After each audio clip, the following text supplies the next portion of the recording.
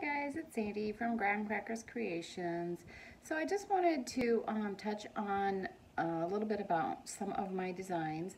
I have had some people that have commented how the designs don't come up right on their Cricut, and I just kind of wanted to show a little bit about that and how that actually works. So I'm going to go ahead and pull up a design and show you guys how that works. So give me just a minute and I'm going to turn the camera around and I'll give you a peek, okay?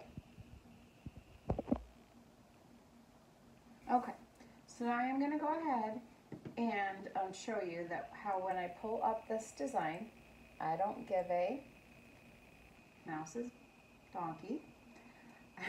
Just teasing.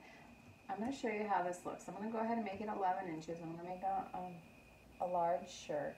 So if you notice, they don't look like they line up. They're not laying out right on top of each other on the mat, and that's okay. That doesn't matter. All these gray pieces are going to line up exactly where they need to be. That when you put them on the black, it's going to match. If you want to check that out, you can just click Ungroup, and then you can simply take. Oh, that's not the one I wanted to take. Let's undo that. Simply take the gray. Boy, I am not doing good catching the one I want. Simply take the gray and drag it over, and you can see that it does line up exactly. And then again, I want to grab this little blanket here.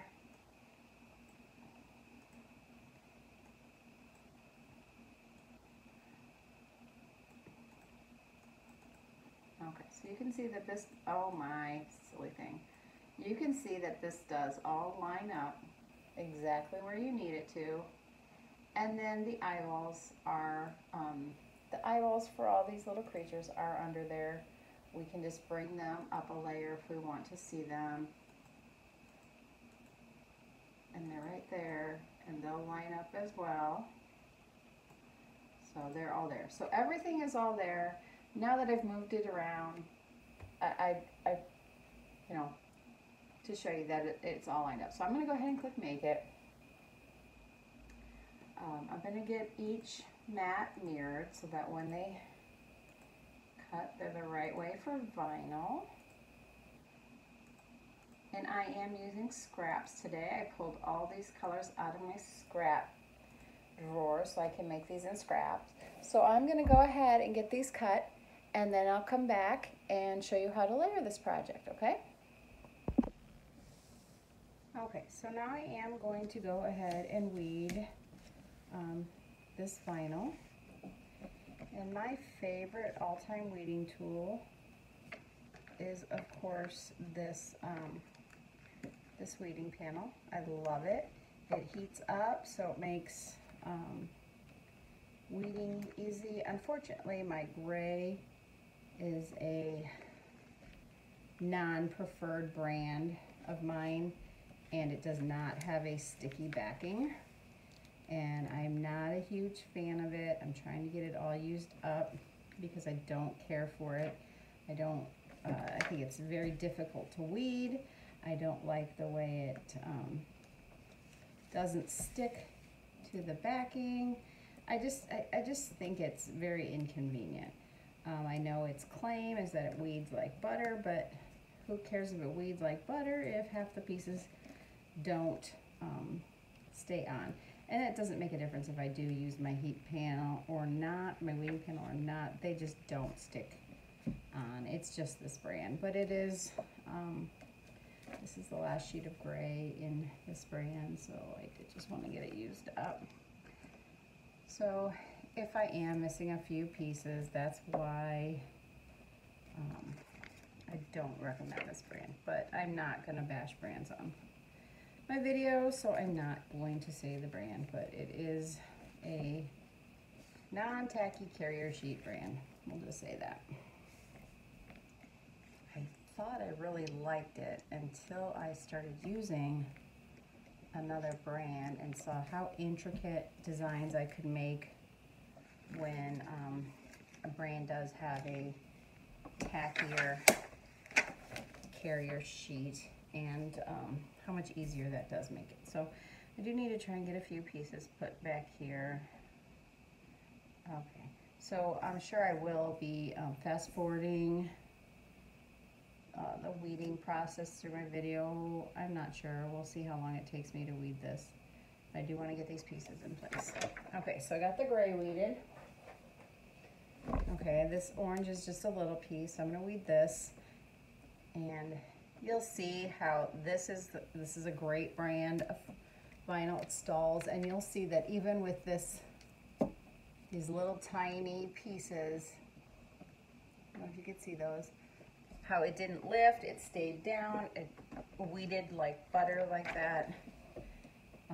This color again is Stalls. This is Texas Orange, and I do buy all my stalls through Broken Leg Vinyl. I love Sherry there. She's amazing. She helps me out. And I do recommend, if you use stalls,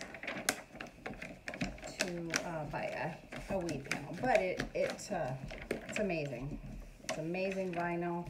It's buttery soft. It stays for wash after wash after wash. I've never had it lift or peel. Oh well, this is not a Stalls commercial, so I didn't mean to be going on.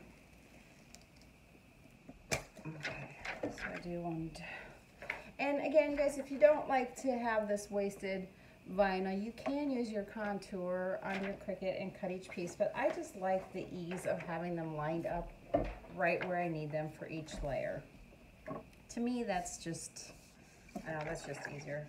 And I would typically take the time to cut this so that I'm not weeding more than I need to, but for the purpose of this video, I am just going to go ahead and pull that off. Okay, and my last is my black. Thankfully, again, this is Stalls, so it'll peel like nothing on the weed panel. I don't have to worry about the pieces coming off.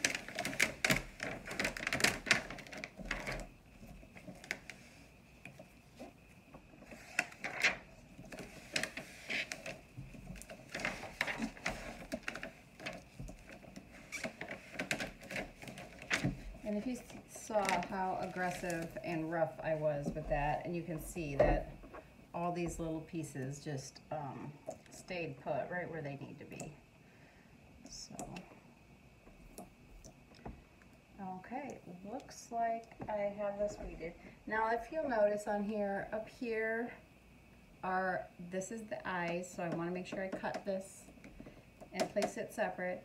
And this is a piece for eyes that I want to cut and separate, and this is a piece. So I just moved them up to save cutting space. So I'm going to go ahead and cut those before I forget and press it. I need those eyes, these two eyes, and then these little eyes here.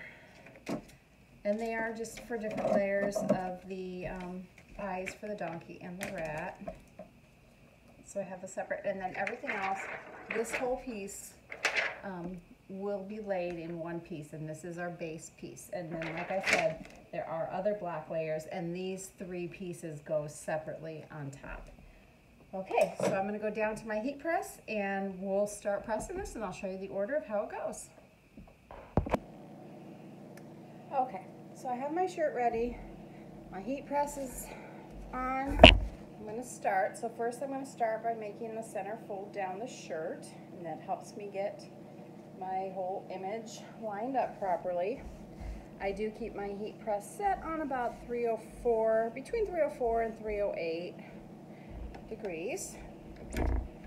So we'll just press for about 5 minutes to get that crease down the center. Okay, so now we have a nice crease down the center, marking the center of our shirt. So we're going to start with our first layer. And the first layer is this all black base.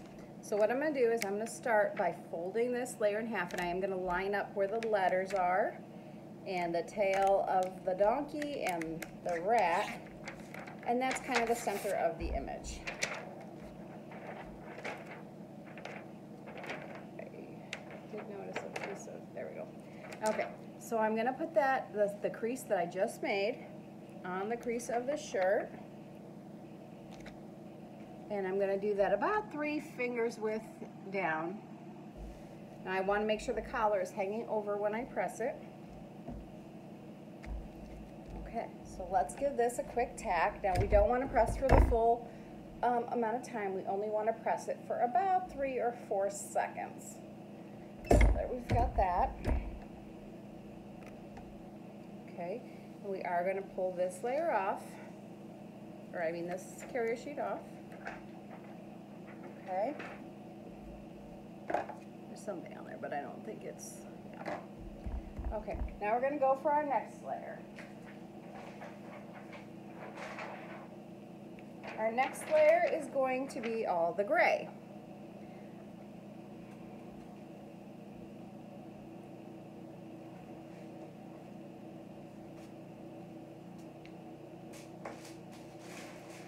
I forgot to cut out this one little gray piece here that is actually the eyelid, so I want to cut that out before I press. Okay. So I'm going to make sure everything lines up, giving me a black space so that it looks like an outline.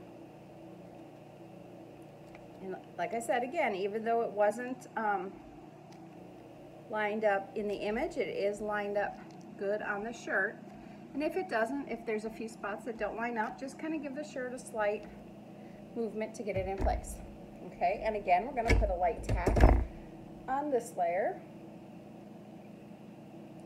Again, we're going to give it about 4 seconds or so will be all we'll need.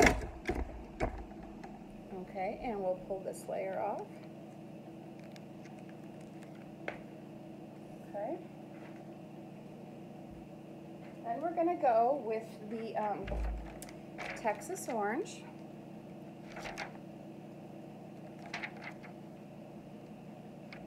And we're just going to make sure we line that up. We're going to line up the harness on the horse. I'll line up the background of the rat's eyes. Just going to make sure everything's lined up. Okay, and then we're going to give that a tack. And again, 3 or 4 seconds is all we need on that.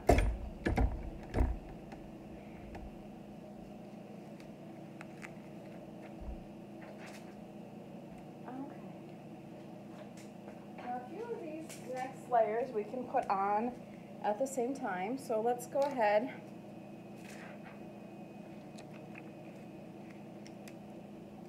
First we need the donkey's eyeballs. We will put those on. And we can do at the same time his little blanket.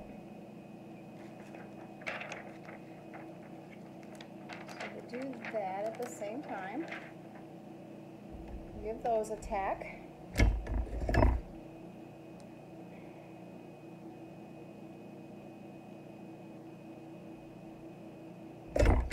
Okay, peel these up.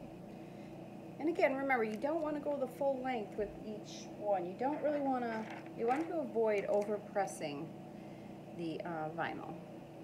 Okay, so now we're going to do the white layer. We're going to line everything up on here. That looks good. And at the same time, if I had scissors to trim this a little bit more, I could put that little gray eyelid, but since I don't have scissors, I'm just going to wait.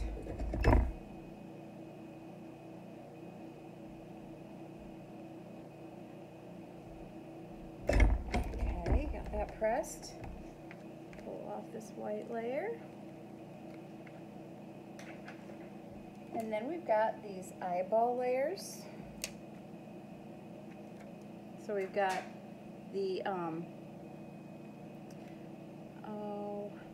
okay, so if you do this, keep in mind to do the black rat's eyeballs first before you do the Texas orange. I did know that, and I guess I forgot and messed it up. So my rat's just gonna have black eyes, but that's okay. If I wanted to, I could recut that Texas orange, just the 2 eyeballs for the rats, and put them on there, but